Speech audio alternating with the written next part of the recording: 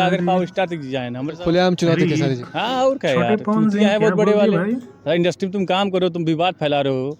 तो पवन सिंह के फैन आप लोगों को एक बड़ा खबर बताने जा रहा हूं कि हरी हरिओ ने जो कि 100 मिलियन व्यूज प्राप्त कर ही लिया। जी हाँ दोस्तों, इससे पवन सिंह के पूरी टीम खुश है।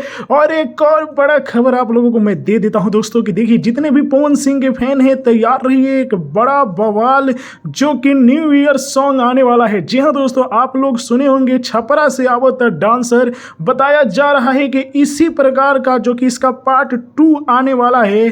हो सकता है कि इस गाने का बोल होगा छपरा से आ गई डांसर। जी हाँ दोस्तों, इस तरह के साल 2023 के जो कि न्यू ईयर सॉन्ग आने वाला है पवन सिंह का।